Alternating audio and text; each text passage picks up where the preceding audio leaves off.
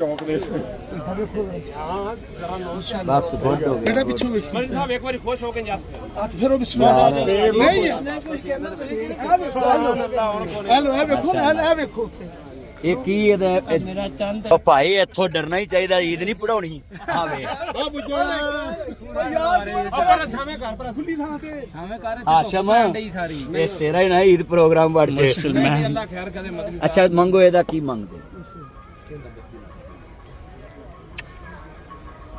थोड़ा बाहर अच्छा थोड़ा पर थोड़ा बाहर लो जी हूं देखो जरा चाला बेटा बड़ा कर जरा बच्चा को इधर कर इधर आ जा ना तू किधर घुमाई फिरना इन्हें भाई तो सुन कोई काफी इधर आ जा फिर बस अच्छा दक दे ਉਹਨਾਂ ਨੇ ਅਸੀਂ ਆਵਾਂਗੇ ਨਹੀਂ ਉਹਦਾ ਪਰਲੇ ਦਾ ਅਸਲ ਉਹ ਪਰਲੇ ਦਾ ਉਹਦਾ ਇਹਨੂੰ ਪਰਾਂ ਸਾਈਡ ਤੇ ਕਰ ਦੀ ਇਹਨੂੰ ਪਰਾਂ ਲੈ ਜਾ ਉਹ ਲਿਆ ਵੀ ਉਹ ਇੱਕ ਕਲਰ 'ਚ ਉਹ ਖੂਬਸੂਰਤ ਹੈ ਇਹਨੂੰ ਪਰਾਂ ਕਰ ਲੈ ਲੈ ਆ ਬਈ ਮੈਂ ਉੱਥੇ ਖੜਾ ਰਹਿ ਗਿਆ ਕਰਾਂਗੇ ਦੱਸ ਦੇ मौका को भाईजान रास्ता दे दोगे जी क्यों बड़ी मेहरबानी हाँ जी माशाल्लाह जी बिस्मिल्लाह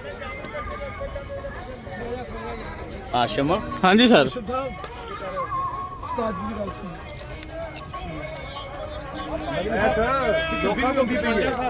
बाकी नहीं थोड़े को बोलने हाँ भाई ਹੁਣ ਕੀ ਕਮੇਟੀ ਨਿਕਲ ਆਈ ਹੈ ਸਾਡੇ ਸਾਨੂੰ ਕੋਈ ਮਾਲ ਵੇਚਣ ਦਿਓ ਯਾਰ ਸਾਡੇ ਕੋਲ ਮਦਨੀ ਸਾਹਿਬ ਆ ਹੀ ਗਏ ਨੇ ਸਾਡਾ ਜੋੜ ਦਿਓ ਚੀਜ਼ ਹੋਤੀ ਅੱਛਾ ਯਾਰ ਇੱਕ ਮਿੰਟ ਇਹਨਾਂ ਨੂੰ ਜਰਾ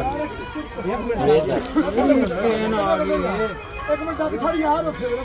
ਸ਼ਖਸੀਅਤ ਆਈ ਯਾਰ ਆਪ ਖੁਦਾ ਵਾਸਤੇ ਸਾਡੇ ਅੱਧੇ ਤੋਂ ਹੱਥ ਚਾਹ ਜਾ ਮਾਲ ਵੇਚਣ ਦੇ ਨਾ ਕਿ ਤੇਰਾ ਮੋਬਾਈਲ ਤਾਂ ਛੋਟੀ ਮਾਰ ਭਾਈ ਕਰਮ ਹੋ ਗਏ ਨੇ ਅਸੀਂ ਦੋ ਚਾਰ ਗੱਲਾਂ ਵੀ ਕਰਨੀਆਂ ਇਹ ਸਾਡੇ ਚਾਰਨੇ ਜੀ ਕਿੱਥੋਂ ਆਏ ਨੇ ਸ਼ੇਖੂਪੁਰੇ ਸ਼ੇਖਪੁਰਾ ਸਾਡਾ ਆਪਣਾ ਸ਼ਹਿਰ ਮੈਂ ਕੰਮ ਹੋ ਗਈ ਆ ਕੰਮ ਹੋ ਗਏ ਸੋਹਰੇ ਨੇ ਇਹ ਲੋ ਦਾ ਸਾਡਾ ਚੰਨ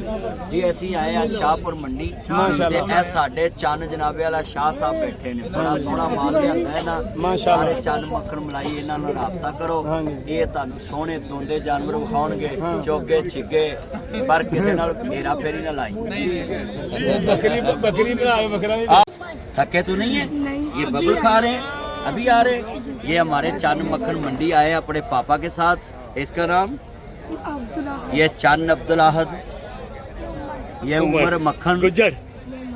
ये मोहम्मद याया मलाई ये हमारे चन्न मक्खन मलाई हैं अपने पापा के साथ कुर्बानी लेने आए हैं क्या नाम आपका माजिद अली माजिद अली ये खुश नसीब बच्चे हैं ये मेरे पापा का नाम मोहम्मद फैसल गुजर फैसल गुजर है गुजरां दे चन्न ने ते जनाब इस टाइम कुर्बानी दे बकरे लैन आए मेरा चन्न ध्यान ना किसी बच्चे दी लत्त ना खा ले